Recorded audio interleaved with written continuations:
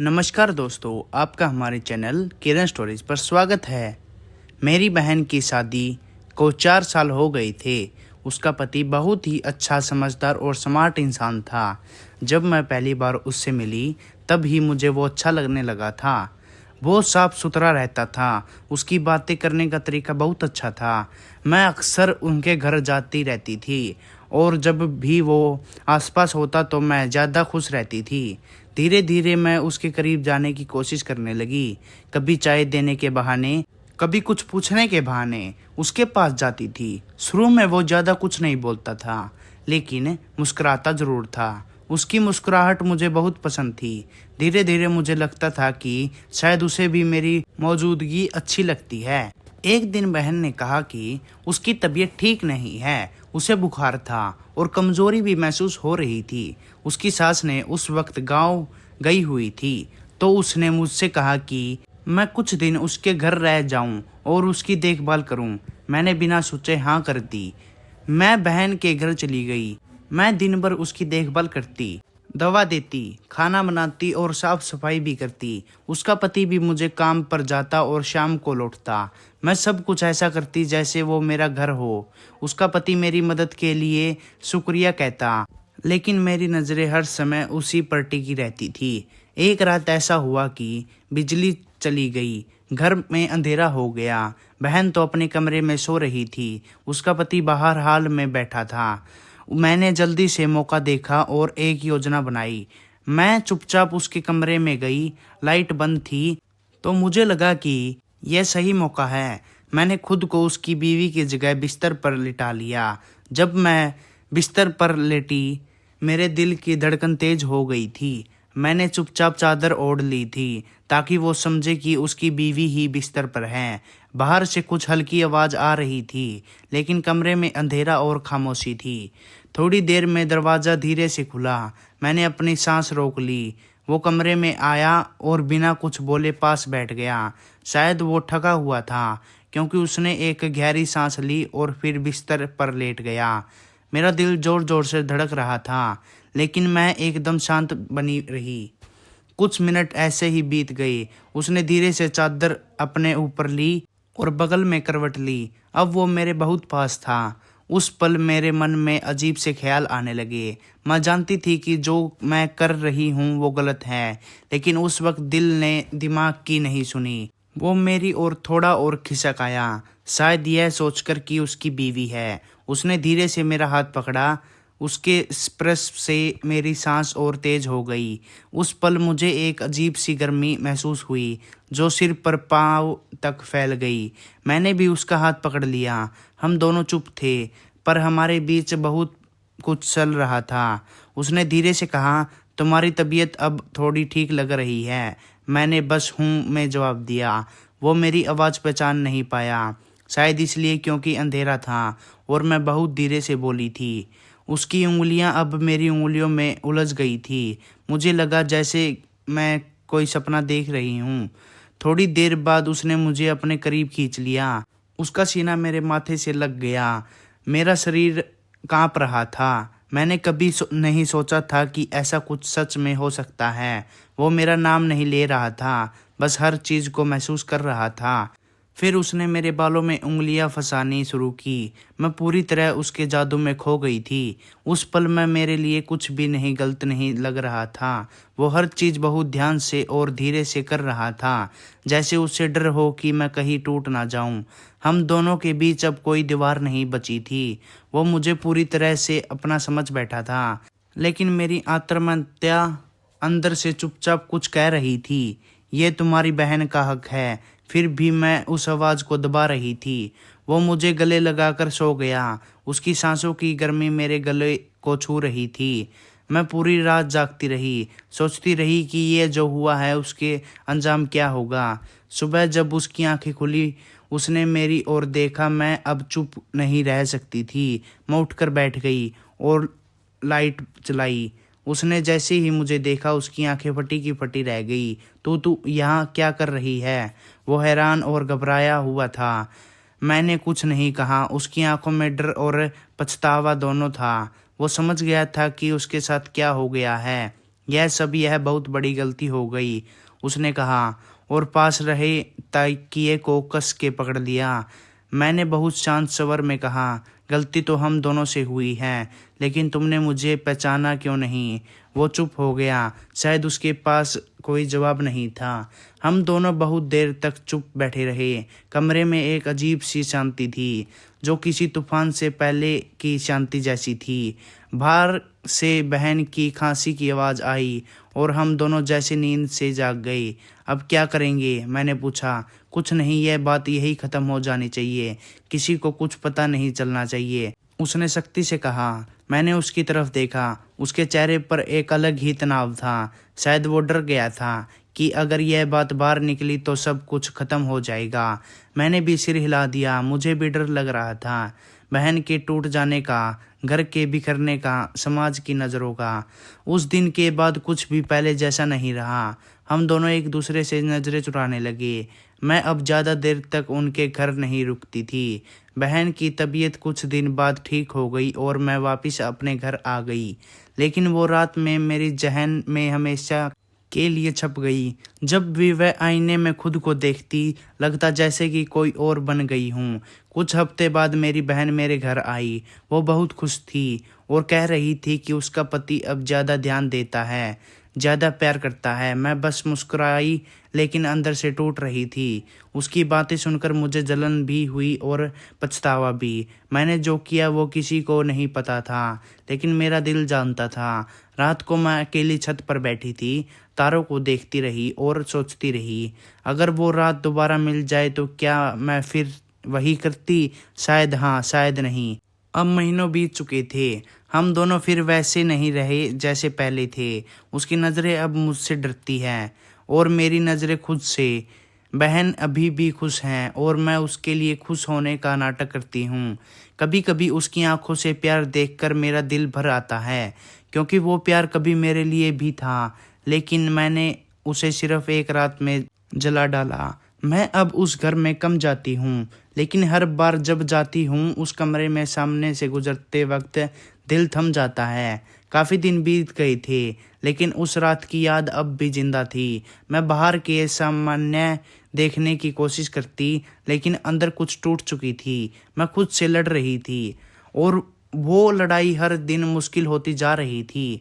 एक दिन बहन ने फ़ोन किया, उसकी आवाज़ में चिंता थी। तू थोड़े दिन के लिए फिर आ सकती है क्या? मुझे फिर से कमज़ोरी लग रही है। डॉक्टर ने कुछ टेस्ट लिखे हैं। मैंने कुछ पल सोचा, फिर हामी भर दी।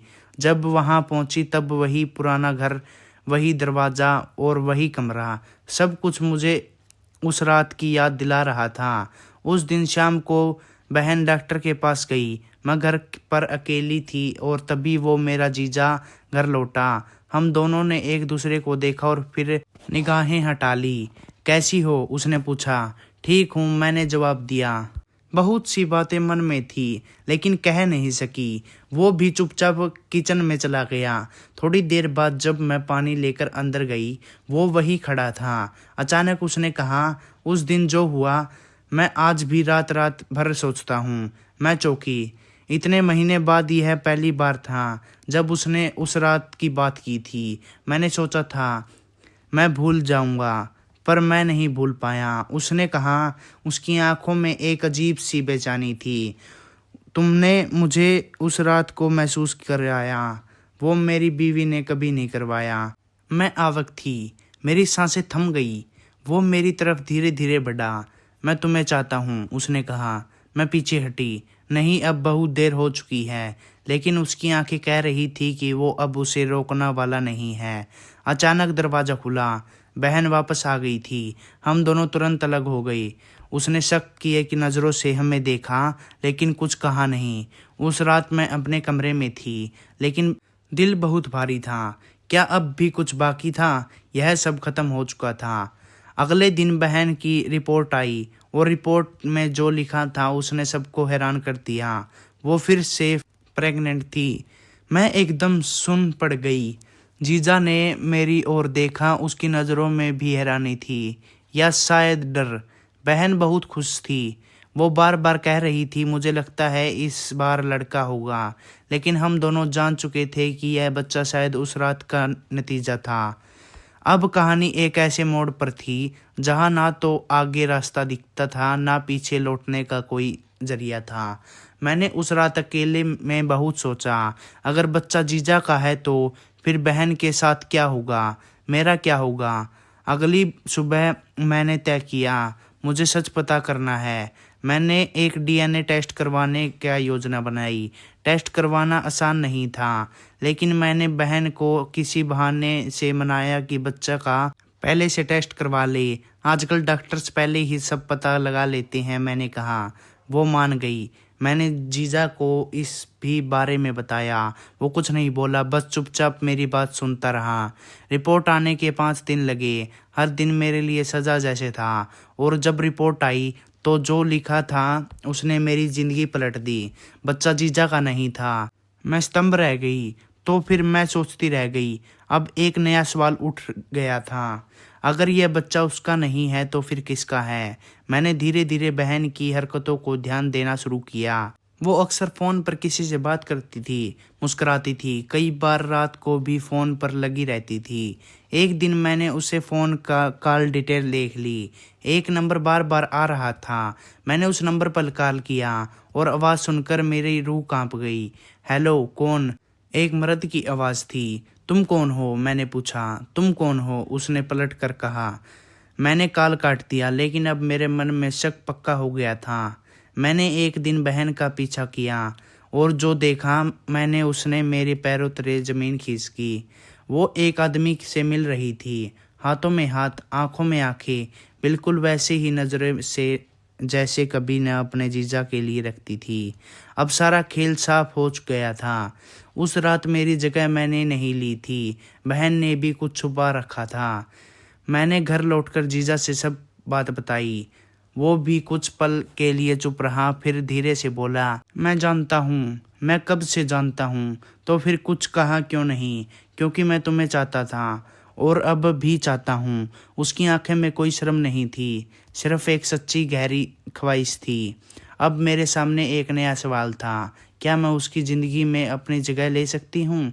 अब जब बहन की सच्चाई सामने आ गई थी, क्या मैं वो कर सकती हूँ जो पहले सिर्फ एक गलती थी? मैंने जीजा की तरफ देखा और पहली बार उसकी आंखों में कोई डर नहीं था, बस इंतज़ार था।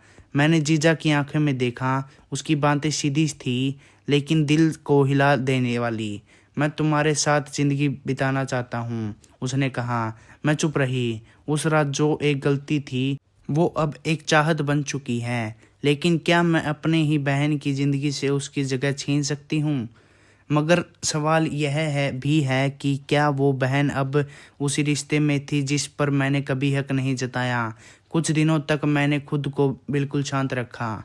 मैंने बहन के कुछ नहीं कहा, लेकिन हर चीज़ को बहुत ध्यान से देखने लगी। वो अब भी उस अनजान आदमी से मिल रही थी। कई बार झूठ बोलकर बाहर जाती, घर लौटती तो चेहरे पर अजीब सी चमक होती।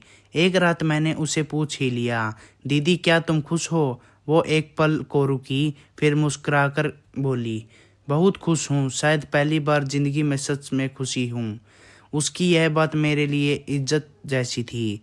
अगर वो अपनी शादी से खुश नहीं थी और अब किसी और के साथ है, तो फिर मैं क्यों नहीं वो हासिल कर सकती जो मैं चाहती हूँ। उस रात मैंने जीजा को मैसेज किया, मैं तैयार हूँ लेकिन एक शर्त है। उसने तुरंत जवाब दिया, बोलो। इस बार हम सब खुले तौर पर करेंगे, बिना झूठ बिना डर। हमने तय किया कि हम दोनों मिलकर बहन से बात करेंगे। वो पल बहुत भारी था, दिल जोर जोर से धड़क रहा था। बहन के सामने बैठकर मैंने सारी बातें कह दी, उस रात की, डीएनए की, उसके अफेयर की और हमारी सच्चाई की। वो कुछ पल तक एकदम शांत रही, फिर अचानक हंस पड़ी। तुम्हें क्या लगा मुझे कुछ नहीं पता था? उसने कहा, मुझे सब पता था और सच कहूँ मुझे फ़र्क नहीं पड़ा। उसका जवाब सुनकर हम दोनों चौंक गए। मैंने भी अपनी ज़िंदगी जीनी शुरू कर दी है और अगर तुम दोनों अब एक साथ रहना चाहते हो तो रहो, मैं रोकने वाली कौन होती हूँ। हम दोनों एक दूसरे की तरह देखने लगे। क्या यह सच में हो रहा था? लेकिन बहन यही नहीं रुकी। उसने एक और सच बताया, जिस आदमी से मैं मिलती हूँ वो कोई और नहीं, मेरा कॉलेज का पहला प्यार है। शादी के बाद भी मैं उससे कभी पूरी तरह दूर नहीं हो पाई। जब मैंने जाना कि को मेरी शादी सिर्फ समझौता है, तब मैं लौट गई और उसके पास। यह सुनकर मुझे हैरानी नहीं हुई, लेकिन दुख ज़रूर हुआ। तो फिर बच्चा, मैंने पूछा। वो मुस्कुराई। हाँ, वो उसका है और मैं चाहती हूँ कि यह बच्चा उसी का नाम पाए। अब सारी तस्वीर साफ हो गई थी। तीनों ने अपनी ज़िंदगी का राज खोल दिए थे। अब कोई डर, कोई झूठ नहीं बचा था। कुछ महीनों बाद बहन ने तलाक की अर्जी दी। दोनों आपसी सम्मति में अलग हो गए और फिर एक दिन जीजा, या कहूँ अब मेरे साथी, मेरे घर आए मेरे पापा से मिलने। पापा पहले थोड़े नाराज़ हुए। अपनी ही बेटी का पति अब दूसरी बेटी के लिए रिश्ता लेकर आया है। लेकिन मैंने सारा सच बताया और सबके ज़्यादा बहन ने उसका भरोसा जीता। पापा, यह रिश्ता शादी का नाम भले ना बदल सके, लेकिन इसके अंदर कुछ नहीं बचा था। पापा ने कुछ देर बाद हामी भर दी। हम दोनों की शादी बहुत सादगी से हुई। कोई बड़ा फ्रेगरेंस नहीं, कोई ज़्यादा शोर नहीं, बस कुछ अपने और ढेर सारी सच्चाई। अब हम दोनों एक नए सफ़र पर थे, बिना झूठ, बिना डर। लेकिन यही वो वक्त था जब कहानी ने एक और नया मोड़ लाया। शादी के कुछ महीने बाद मुझे एक अजीब सी बेचैनी होने लगी। मैंने सोचा कि मौसम का असर है, लेकिन डॉक्टर ने जो कहा उसने मेरे होश उड़ा दिए। मैं भी प्रेग्नेंट थी। खुशी और डर एक साथ आया। कहीं यह कहानी फिर से कहीं नई उलझन की शुरुआत तो नहीं। मैंने धीरे धीरे जीजा को, अब मेरे पति को, यह बात बताई। उसकी आंखों में आंसू थे, लेकिन खुशी के। इस बार सब सही होगा, उसने कहा। हम दोनों ने नए जीवन की शुरुआत की, एक दूसरे पर भरोसे के साथ। बहन अब अपने पार्टनर के साथ दूसरे शहर में रहने लगी थी। वो भी खुश थी। हमारा बच्चा आया, एक प्यारा सा बेटा। हम दोनों ने उसका नाम रखा आश्चर्य, मतलब एक नई शुरुआत। कुछ साल बीते, जिंदगी धीरे धीरे शांत हो गई। लेकिन फिर एक दिन दरवाजे पर दस्तक हुए। एक अनजान आदमी खड़ा था, कंधे पर बैग, आंखों में सवाल। क्या आप आश्चर्य की माँ हैं? उसने पूछा। जी, आप कौन? मैंने पूछा। मैं उसका आधा भाई हूँ।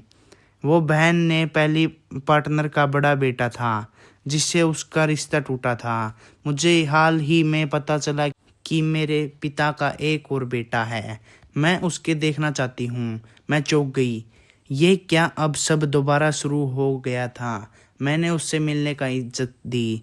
जब वो मेरे दोनों मिले, दो भाई जो कभी नहीं जानते थे कि एक दूसरे का अस्तित्व भी है, तो कुछ टूट कर जुड़ता सा लगा।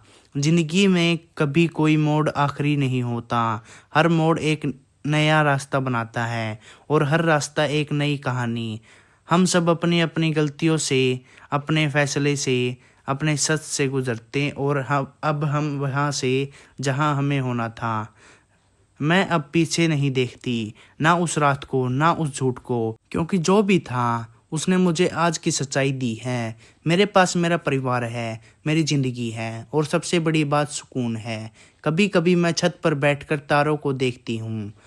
वही आदत जो कभी अकेलेपन में थी, अब भी अकेले, लेकिन अब अकेलापन नहीं है। अब साथ है मेरा बच्चा, मेरा प्यार और मेरी नई कहानी।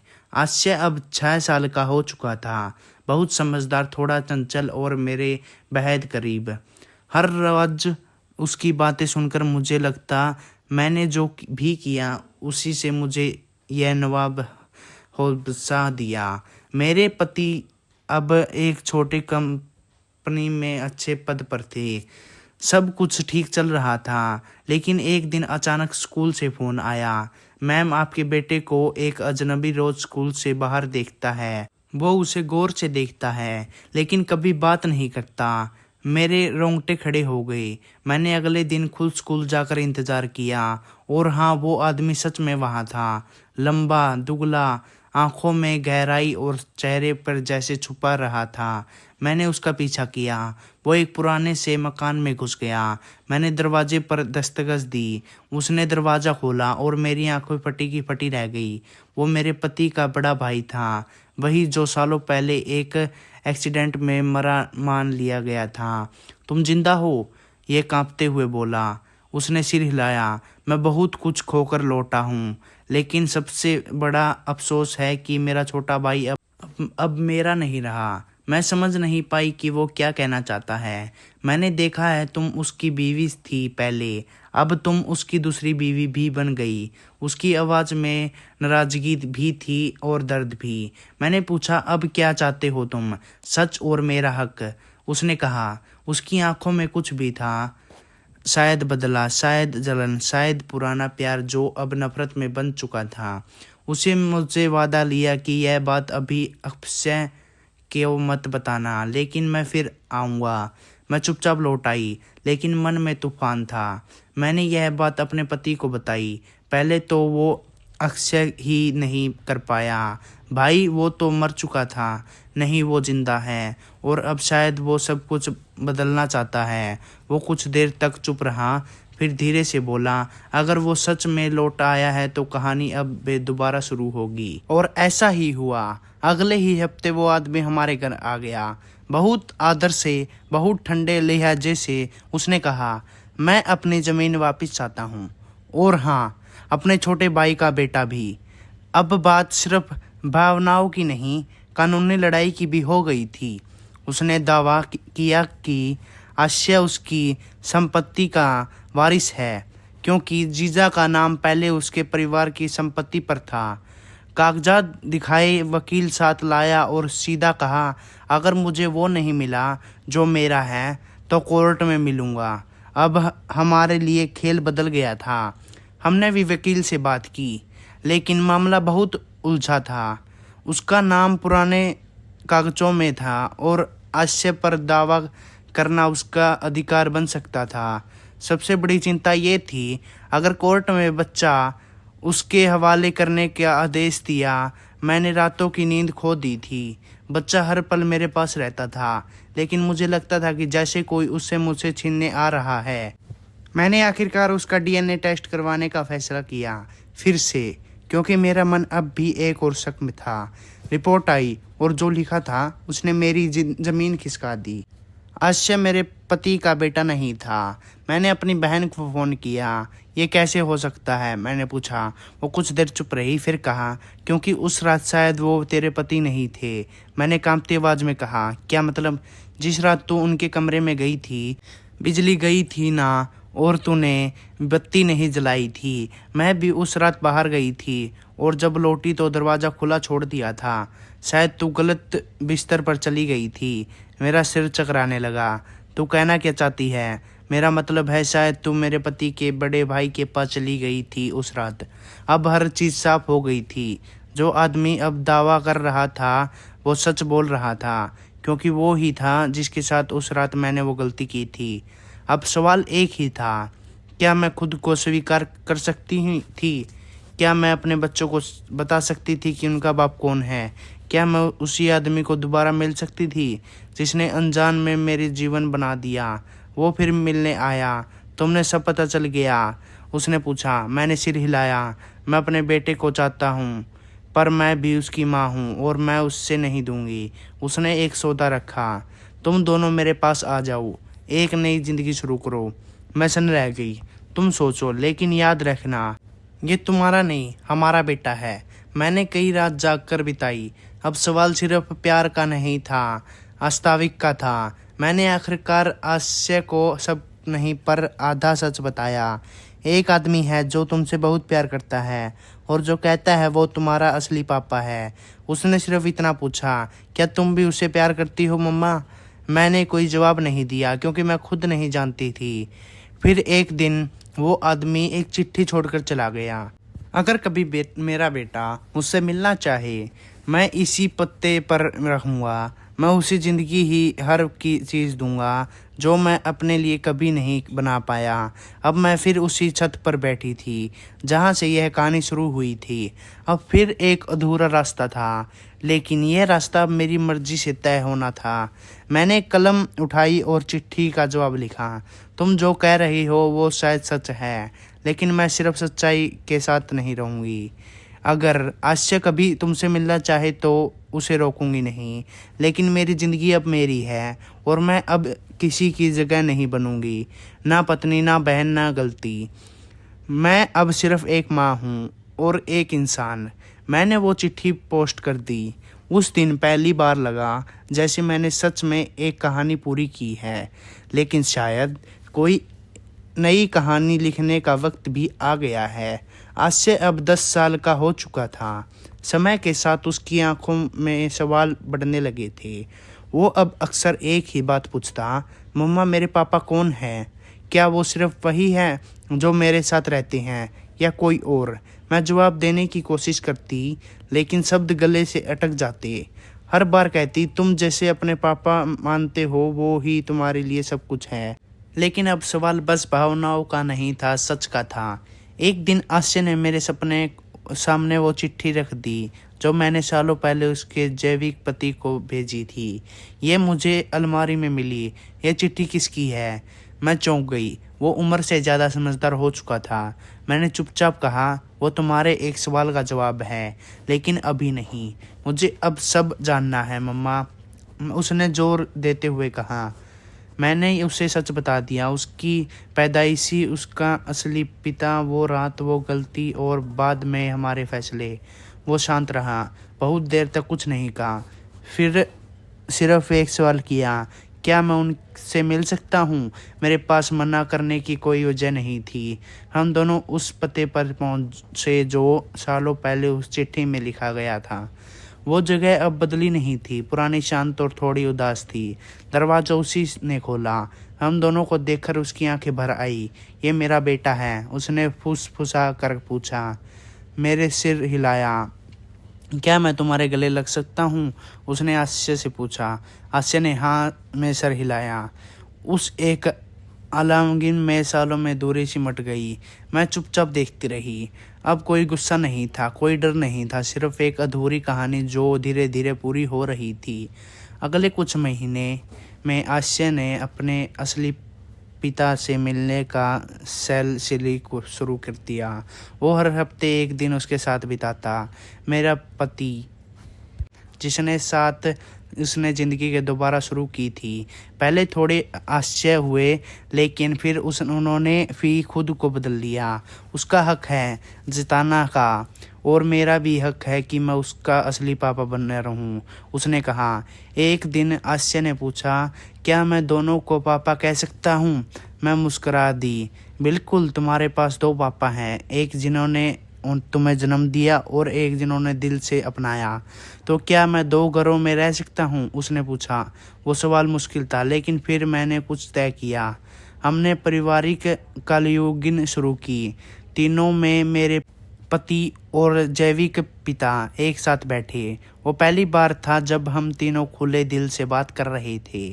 मैं बच्चा नहीं चाहता था, पर जब से मैंने इसे देखा है, मैं इसे छोड़ नहीं सकता।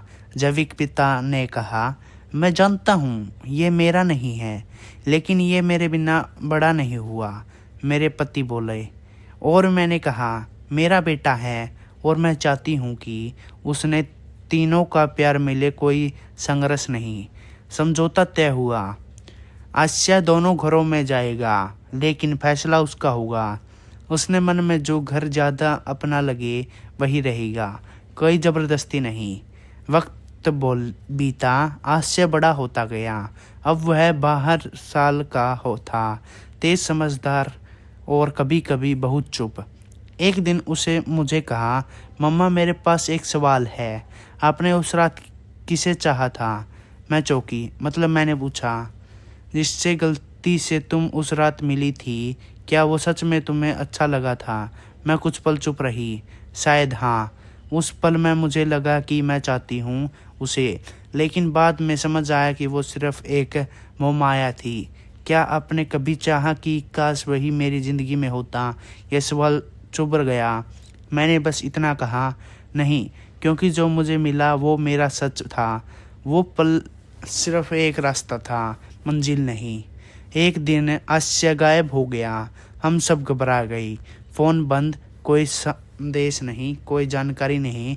पुलिस में रिपोर्ट दर्ज करवाई गई। पूरे शहर छान मारा, लेकिन उसका कोई सुराग नहीं मिला। 3 दिन बाद मुझे एक चिट्ठी मिली, सिर्फ 3 शब्दों की। मैं लौटूंगा माँ। मेरी रूह कांप गई। वो कहाँ गया था? क्या फिर मुझे याद आया उसके असली पिता के साथ उसकी कुछ अनबन हुई थी हाल ही में? मैंने वहाँ भी जाकर देखा, लेकिन वो वहाँ भी नहीं था। तीसरे दिन रात को मुझे एक अनजान नंबर से कॉल आया। आपका बेटा हमारे पास है, और अगर आपको वापस चाहिए है तो वो देना होगा जो हमारा है। आवाज़ में साजिश थी। मेरे पति ने फ़ोन छीना और ज़ोर से चिल्लाया, अगर मेरे बेटे को कुछ हुआ तो मैं दुनिया को पलट दूंगा। अब बात और गहरी हो गई थी। हमने पुलिस को सारी जानकारी दी। उधर से एक तस्वीर आई। आश्चर्य को एक बंद कमरे में बंधा गया था। जांच में पता चला जैविक पिता का अतीत साफ नहीं था। उसका पुराना लिंक एक गैंग से था, जिससे उसने सालों पहले दूरी बना ली थी। लेकिन अब वही लोग उसके जरिए हमसे बदला लेना चाहते हैं। रात भर प्लानिंग हुई। पुलिस ने लोकेशन ट्रेस की। अगली सुबह ऑपरेशन शुरू हुआ और शाम होते होते आश्चर्य को बचा लिया गया। हमें देखकर वो फूट फूट कर रो पड़ा। मुझे लगा कि मैं कभी वापस नहीं आ पाऊंगा मम्मा। उस घटना के बाद सब कुछ बदल गया। जैविक पिता ने खुद को पुलिस में हवाले कर दिया। मैंने गलतियां की, अब सुधारने का वक्त है, उसने कहा। आश्चर्य ने एक चिट्ठी लिखी, मैं जानता हूँ आप मेरे बायोलॉजिक डेंट है, लेकिन मेरे पापा सिर्फ वो है जो हर दिन मेरे साथ खड़े रहे। अब हमारा परिवार फिर से एक था, थोड़ा टूटा हुआ, थोड़ा जुड़ा हुआ, लेकिन सच्चा। मैंने हर गलती से एक नया रिश्ता सीखा। हर मोड़ पर एक नया सच मिला। अब जब मैं छत पर तारों को देखती हूँ तो वो डर नहीं लगता। अब लगता है हर तारा मेरे किसी पुराने फैसले जैसा है। कुछ टिमटिमाते हैं, कुछ घिर जाते हैं, लेकिन हर तारा एक कहानी बनाता है। और मेरी कहानी अभी ख़त्म नहीं हुई। आश्चर्य अब 16 साल का हो चुका था, स्कूल का सबसे बुद्धिमान छात्र और शायद सबसे शांत भी। उसकी आंखों में एक परिवर्तन थी जो उम्र के कहीं आगे की लगती। जिस हादसे में उसे अवज्ञा किया गया था, उसने उसे बदल दिया था। जब वो बार बार एक ही बात कहता, मैं अपने जैसा कुछ बनना चाहता हूँ, ना पापा जैसा, ना बायोमेट्रिक डेटा जैसा, बस खुद जैसा। मैंने उसे कहा, यह सब बड़ी जीत होती बेटा। अगर तू खुद को समझ सकता तो किसी को हार नहीं होगी। वो मुस्कुराया, लेकिन एक दिन उसने कहा, मम्मा मैं एक फ़ोटो जेट बना रहा हूँ, एक डायमेटिक। मैंने पूछा, किस पर? उसने जवाब दिया, तुम पर और उस रात पर जिसने मेरी कहानी शुरू हुई। मैं समृत रह गई।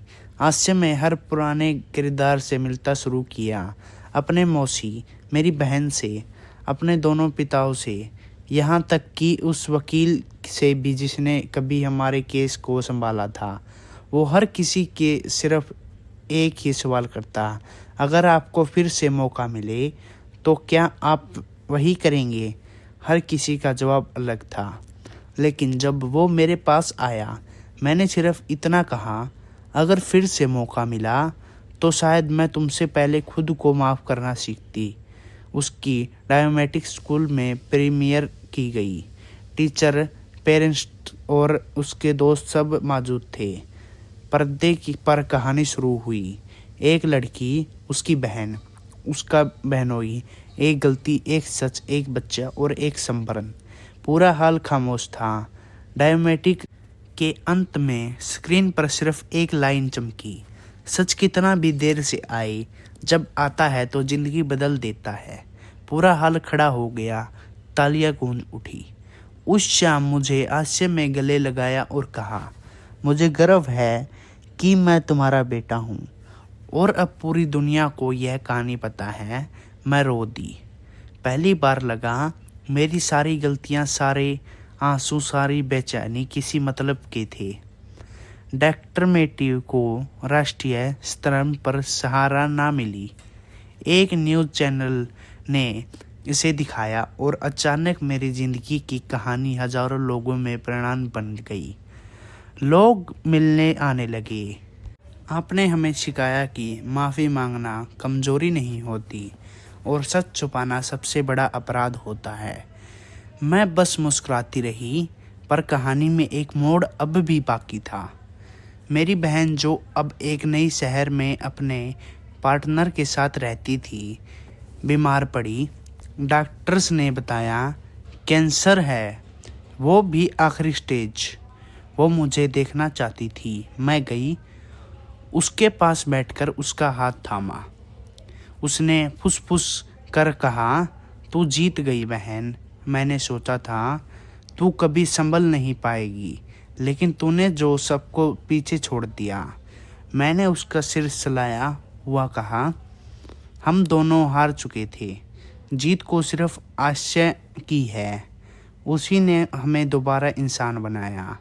आंखों में आंसू लिए उसने कहा, वो मेरा बेटा भी है, मुझे माफ़ कर पाओगी? मैंने उसका हाथ चूमा। पहले खुद को माफ़ कर बहन, फिर सब आसान हो जाएगा। 2 हफ्ते बाद वो चली गई। उसकी अंतिम इच्छा थी मेरी अस्थियाँ उसी पेड़ पर नीचे बिखेरना, जहाँ हम दोनों ने बचपन में झूला झूलने हुए वादा किया था कि कभी अलग नहीं होंगे। मैंने वही किया। वो पेड़ आज भी वही था।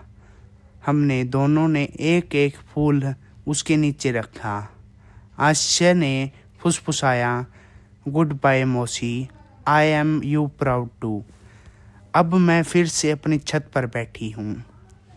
वही छत, वही तारे, वही हवा, पर अब सब अलग है। अब डर नहीं, पछतावा है नहीं, अकेलापन नहीं। अब साथ है एक कहानी जो पूरी, एक बेटा जो रोशनी बनकर उगा, और एक अंत जो किसी नई शुरुआत से कम नहीं। और अब मैं सिर्फ उसकी माँ नहीं, खुद की भी हूँ। समाप्त। धन्यवाद। आप इस चैनल पर नए हो तो चैनल को सब्सक्राइब, और अपने रिश्तेदारों और दोस्तों को यह कहानी अच्छी लगी हो तो शेयर ज़रूर कर देना। धन्यवाद।